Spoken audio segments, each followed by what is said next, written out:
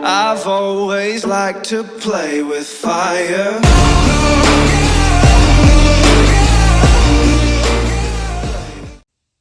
Assalamualaikum warahmatullahi wabarakatuh dan selamat sejahtera.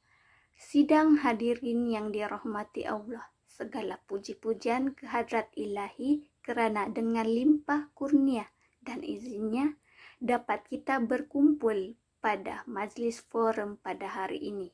Hadirin yang dihormati, sebelum saya memperkenalkan ahli panel, izinkan saya untuk mengupas sedikit tentang tajuk kita.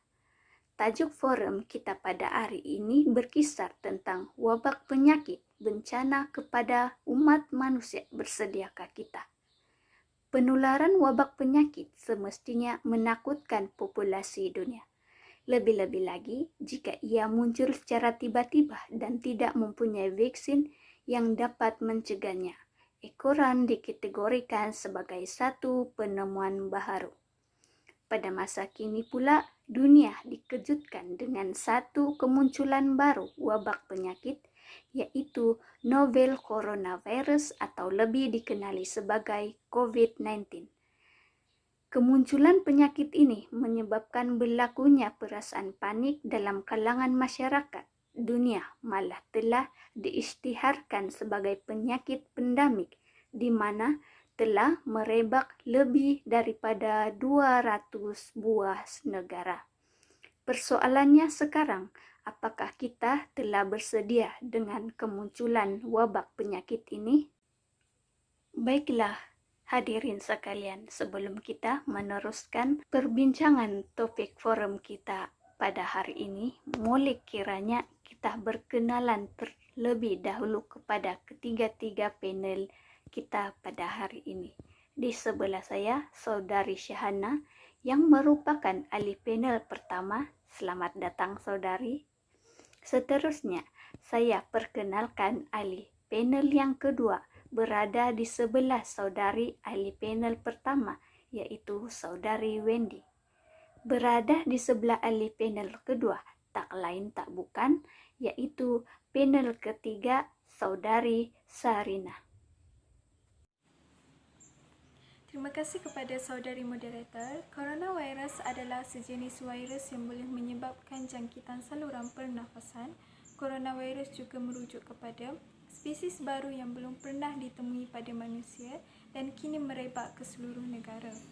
Terdapat beberapa jenis coronavirus seperti Severe Acute Respiratory Syndrome Coronavirus SARS dan Middle East Respiratory Syndrome Related Coronavirus MERS-CoV.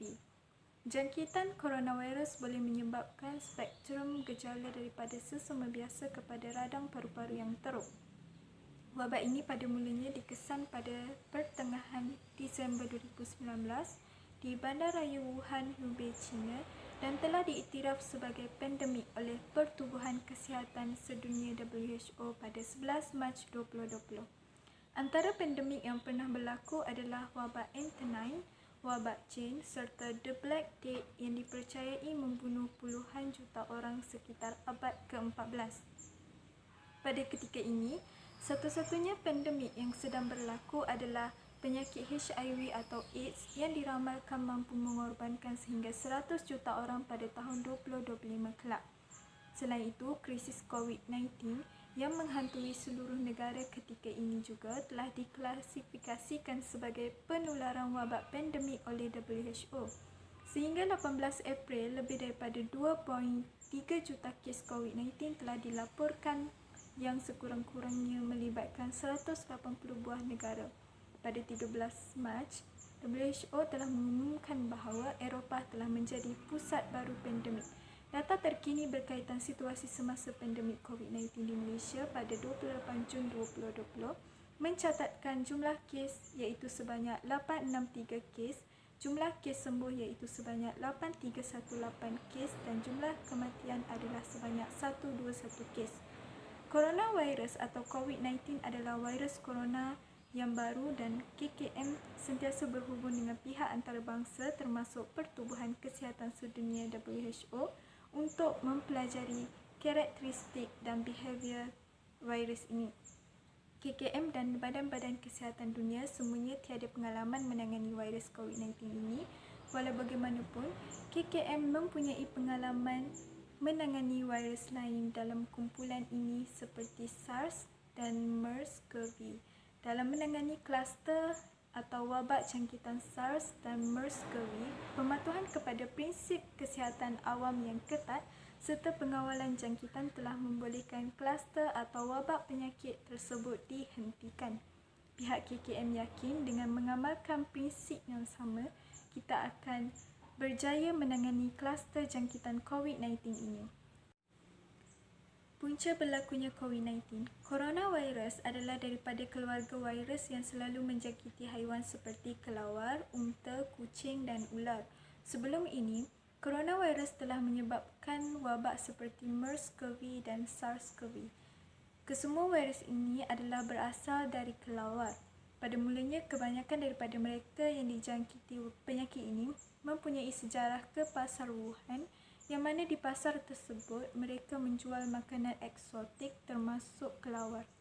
Kemudian virus ini telah menjangkiti orang lain yang tidak pernah pergi ke pasar tersebut. Terima kasih saudari. Seterusnya saya mohon penjelasan ahli panel yang kedua, saudari Wendy, tentang persoalan apakah kesan wabak penyakit ini, adakah ia sebagai salah satu bencana kepada umat manusia?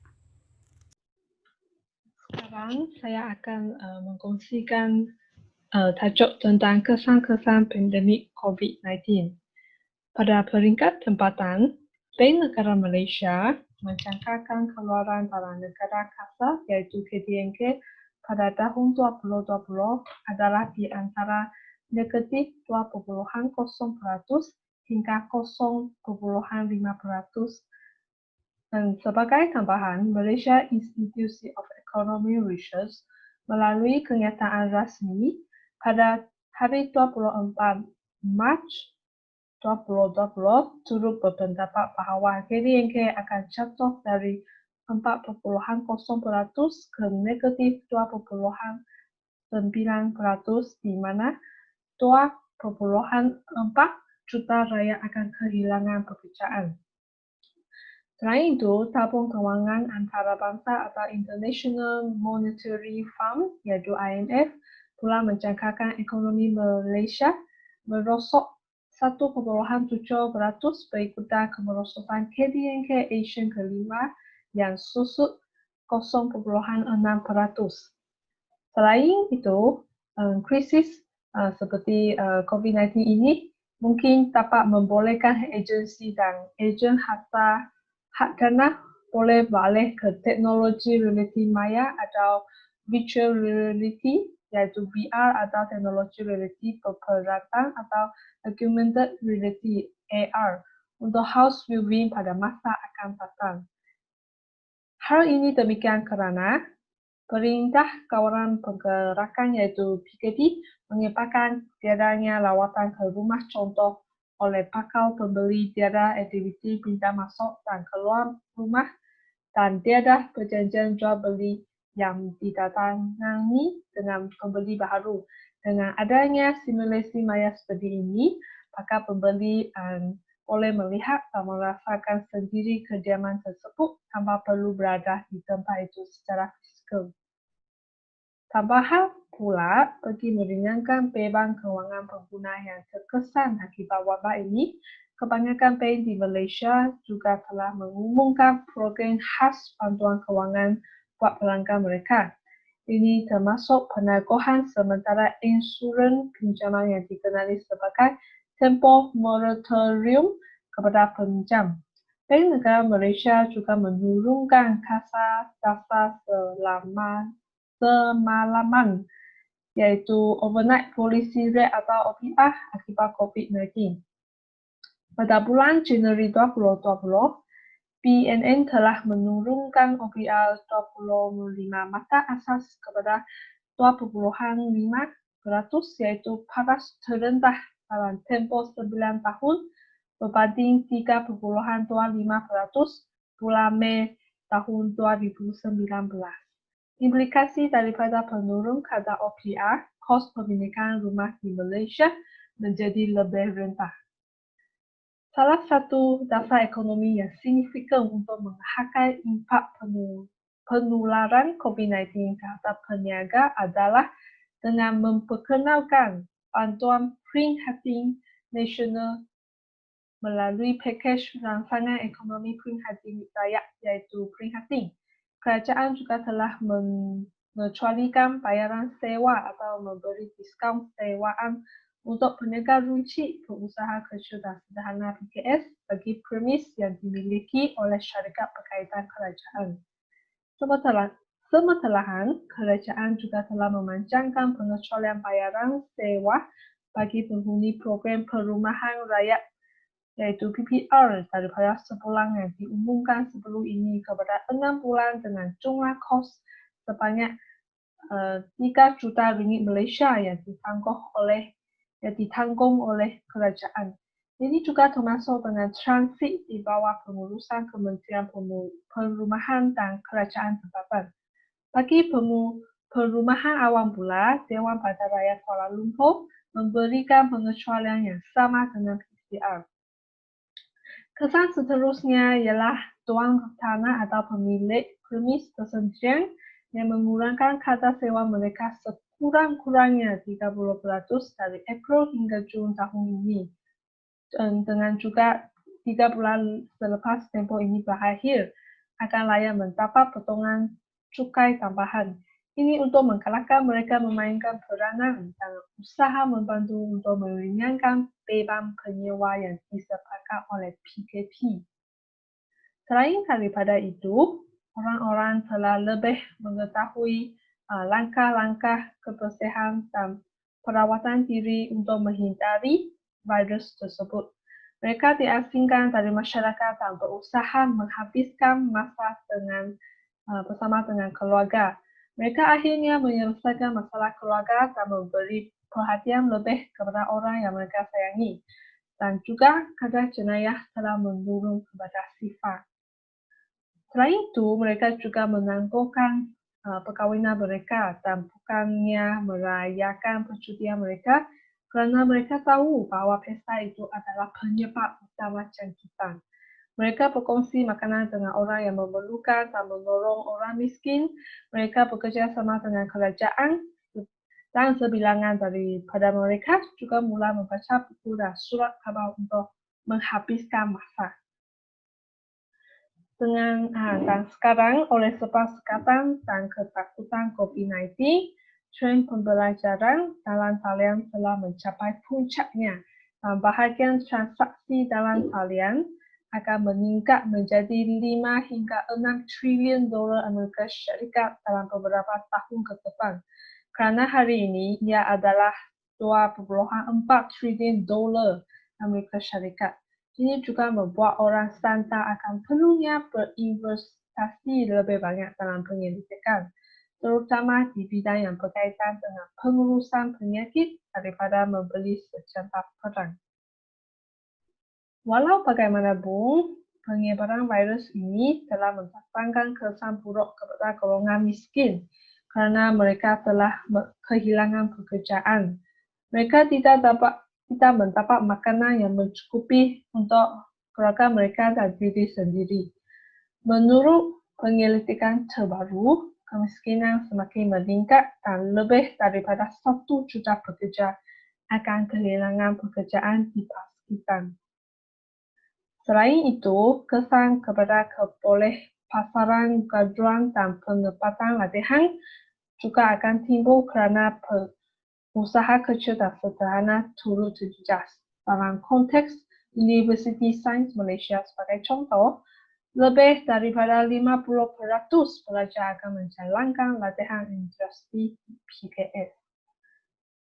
Faktor unik kesan kemelesatan ekonomi pada kali ini adalah sekatan penggerakan yang bukan sahaja menghasilkan penggerakan masyarakat di dalam negara, tetapi juga luar negara. Sekatan penggerakan ini yang juga sedang dipraktiskan oleh negara luar secara langsung menghasilkan kemasukan pelajar luar ke Malaysia. Faktor ini mempunyai kesan langsung kerana selama ini pelajar luar negara antara penyumbang terbesar kepada iuran pengajaran di universiti tempatan. Seterusnya, pada peringkat global, virus ini memusnahkan ekonomi negara maju dan tidak maju. Amerika Syarikat adalah negara yang paling teruk terjejas oleh COVID-19 dengan jumlah korban lebih dari 500 juta. Ini juga memberikan kepada masyarakat rancangan bantuan 2.2 triliun untuk memerangi virus corona. Perniagaan dan pelancongan dan perdagangan juga telah berhenti. Oleh sebab wabak yang meletus, kilang-kilang China juga tidak dapat memulakan pengeluaran bahan mentah dan keadaan ini mengakibatkan kekurangan perusahaan kecil dan sederhana dengan industri pembuatan domestik serta ketidakmampuan untuk beroperasi. Kerajaan China mungkin tidak dapat mengawal sepenuhnya wabak ini dan telah melanjutkan tarikh resume berulang kali. Walaupun banyak syarikat telah mula melaksanakan bekerja dalam rumah, namun industri pembuatan kilang tidak dapat menggunakan cara operasi ini untuk menghasilkan bahan mentah dalam rumah. Bahan mentah yang diimport dari China seperti panel surya, bahan mentah yang ditimpa dalam makanan, kain pakaian, dompet perubatan, alkohol, pembasmi rumah, dan sebagainya tidak dapat tiba di negara tersebut dalam masa yang dijadualkan. Keadaan ini telah mengakibatkan kegagalan industri pembuatan domestik untuk beroperasi seperti biasa serta mengakibatkan kekurangan sumber di pasaran. Sementara, menurut laporan New York Post di Amerika Syarikat, kebun binatang Neufville di utara Jerman mempunyai kira-kira 700 ekor haiwan. Oleh sebab wabak ini, ia telah ditutup sejak hari 15 Mac. Pengurus Ravina Kaspari mendedahkan bahawa oleh sebab keperluan memberi makanan haiwan dan menjaga pagar setiap hari, penutupan taman ini telah menyebabkan tekanan kewangan yang luar biasa. Jika tidak dapat menahannya, binatang dalam taman itu hanya terpaksa melakukan euthanasia dan bahkan harus mempertimbangkan memberi makanan seperti haiwan kecil kepada binatang lain. Namun, kesan yang baik adalah kualiti air dilihat positif jika dibandingkan dengan sebelum pandemik COVID-19 melanda dunia. Sebanyak 28% daripada 29 stesen pemantauan air sungai di Malaysia atau dengan lebih jelas, sebanyak 8 daripada 29 stesen pemantauan air sungai menunjukkan penambahbaikan indeks kualiti air sungai iaitu WQI. Sebagai contoh, Sungai Melaka turut dilihat semakin bersih dan jernih sehingga kelihatan sekumpulan ikan berenang di dalamnya. Selain itu, Sungai Penang di Pulau Pinang yang merupakan antara sungai terkotor di Malaysia turut dilihat biru kehijauan berbanding keadaannya yang kehitaman sebelum PKP dilaksanakan. Profesor Dr. Chang Ngai Wen, peneliti pengurusan alam sekitar dan hidrologi dari Universiti Sains Malaysia, berkata bahawa lambakan kotoran yang berpunca pelepasan minyak dari bengkel dan kilang dan tercampur seperti oleh bahan organik dari air sisa pasar dan kawasan berjaya terhenti apabila sepanjang PKP dilaksanakan sehingga sungai tidak lagi dibebani pencemaran seperti ini. Di samping itu, pandemik COVID-19 ini juga memberi kesan yang besar terhadap alam sekitar. Secara amnya, kekurangan penggunaan kenderaan dan aktiviti industri yang mengeluarkan asap menyebabkan kita mendapat udara yang bersih. Hal ini diakui oleh Kementerian Alam Sekitar apabila JAS, iaitu Jambatan Alam Sekitar, mengeluarkan laporan mengenai peningkatan kualiti udara sebanyak 14% dengan kualiti udara kategori baik berdasarkan indeks pencemaran udara sepanjang PKP dilaksanakan di seluruh Malaysia. Selain itu, NASA juga melaporkan bahwa pencemaran nitrogen dioksida yang dilepaskan oleh kendaraan, loji jalan kuasa dan industri menurun sebanyak 30% di Timur Laut Amerika Syarikat. Saintis daripada Royal Netherlands Meteorological Institute mendapati tahap pencemaran udara di negeri Milan dan Rome turun menurun sekitar 45%, sementara Paris menyaksikan penurunan yang dramatik, yaitu sebanyak 54%, bertepatan dengan tindakan kuarantin yang ketat yang telah dilaksanakan di seluruh Eropah. Para saintis dari China juga mengesan penurunan pencemaran udara yang ketara sejak kemunculan COVID-19 apabila negara itu menghentikan aktiviti ekonomi di sebahagian negara mereka. Selain itu, penyelidik dari New York menyatakan karbon monoksida yang sumber utamanya dari pelepasan asap kereta menunjukkan penurunan sebanyak 50% berbanding tahun lalu. So, secara kesimpulannya, virus COVID-19 berpotensi dan berbahaya kepada manusia kerana ia mudah merebak melalui gigisan air liur dan keadaan ini mendatangkan banyak kesan terhadap manusia dan binatang. Namun begitu, pandemik COVID-19 ini dilihat jelas dapat memberi kesan positif kepada keadaan sungai dan udara sekaligus menurunkan pencemaran udara. Justru manusia masih perlu bekerja sama dengan pemerintah dan saling bekerja sama dengan sabar supaya pandemik ini akan diselesaikan dalam masa yang lebih singkat. Sekian, terima kasih. Terima kasih atas penjelasan panjang lebar saudari. Oleh itu, soalan saya yang seterusnya kepada ahli panel ketiga, Saudari Sarina. Apakah negara kita cukup bersedia tentang wabak penyakit ini? Apakah cara pencegahan untuk mengawal penularan wabak ini?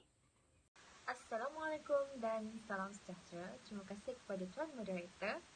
Baiklah, mengenai wabak COVID-19 yang telah dibincangkan sebentar tadi oleh ahli panel pertama dan ahli panel kedua, saya sangat bersetuju dengan pendapat mereka.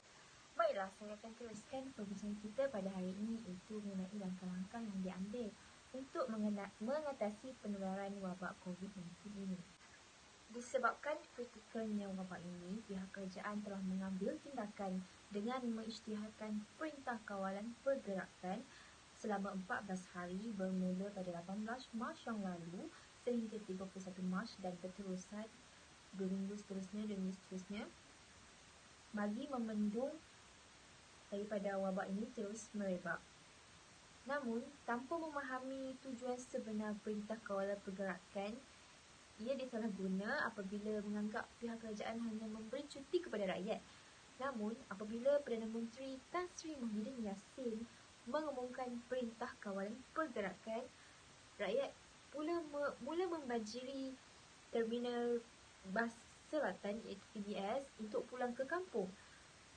Tanpa memikirkan kemungkinan besar mereka akan dijangkiti COVID-19 kerana bersesak-sesak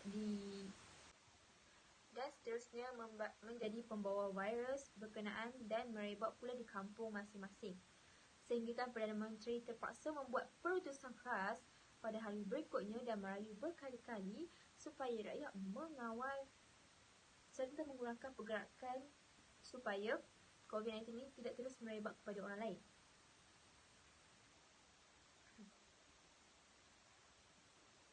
Namun, di manakah peranan dan tanggungjawab kita sebagai rakyat Malaysia bagi membantu dalam membasmi penularan wabak COVID-19 ini? Kerajaan hanya mengarahkan rakyat untuk terus kekal berada di rumah masing-masing dan mengurangkan kawalan pergerakan selama 14 hari saja. Tapi disebabkan ingkaran tersebut, terpaksalah kerajaan menambah lagi tempoh kawalan pergerakan tersebut. Okey, selain menjaga kebersihan sendiri sebagai langkah pencegahan, perkara ni begitu mudah. Mengapa sukar untuk difahami oleh rakyat kan? Okay, masih ada segelintir rakyat yang membuka gerai jualan pada masa diumumkan Perintah Kawalan Pergerakan tersebut.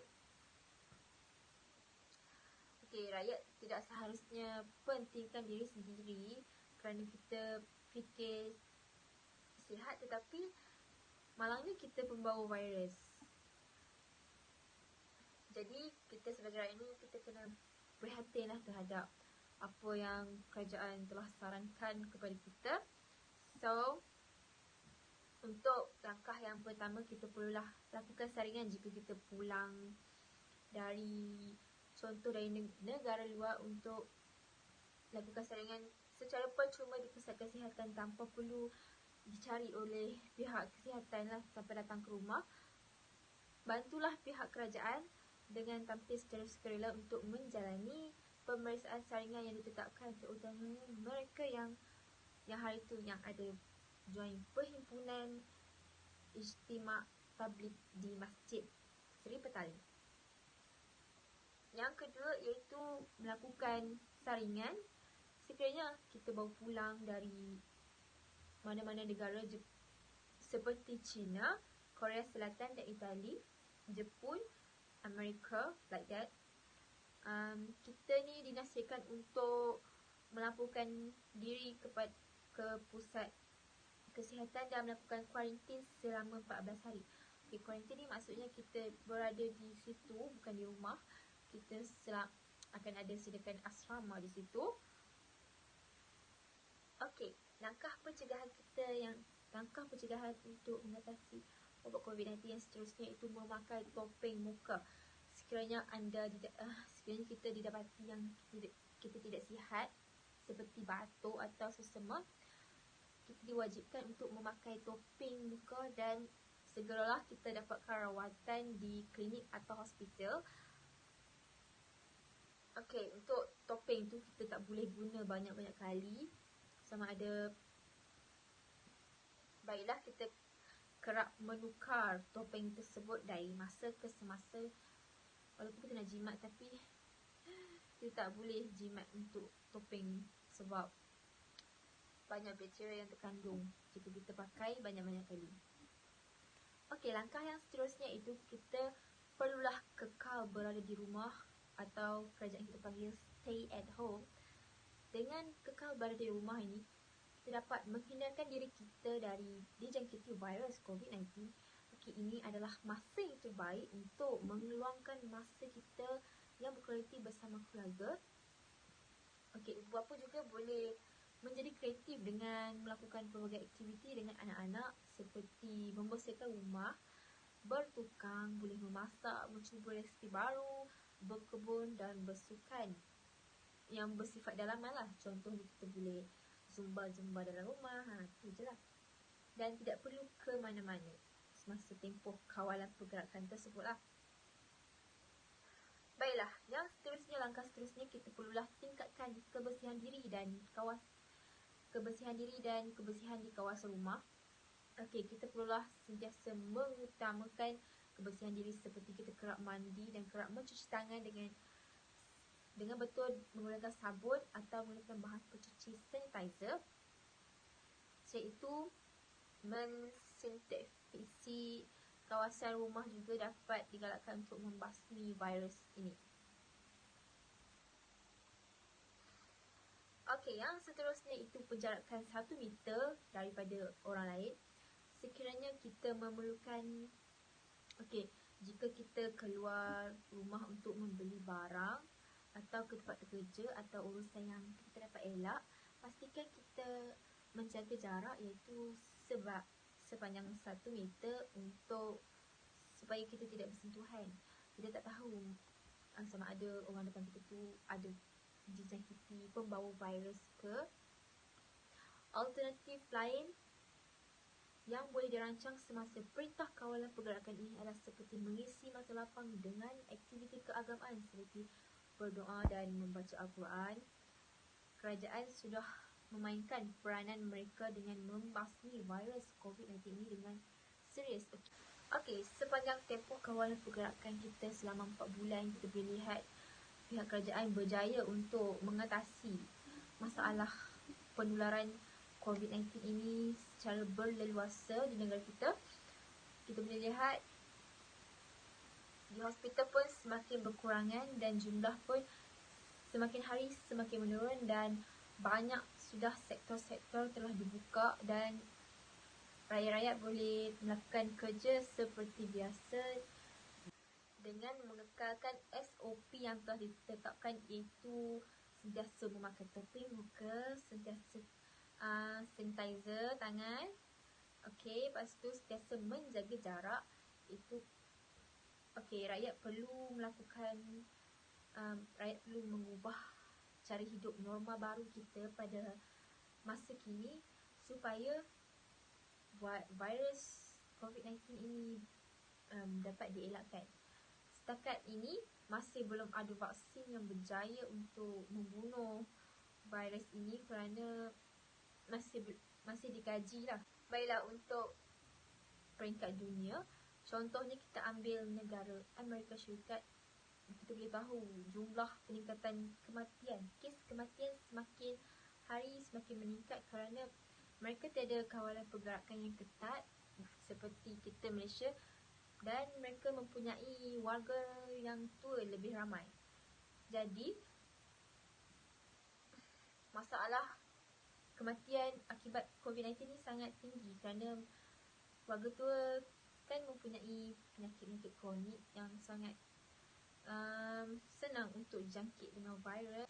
Baiklah, setakat itu sahaja perbincangan saya pada hari ini mengenai langkah-langkah untuk mengatasi penularan wabak COVID-19 yang bahaya ini. Kembali kepada Tuan Moderator. Sekian, terima kasih.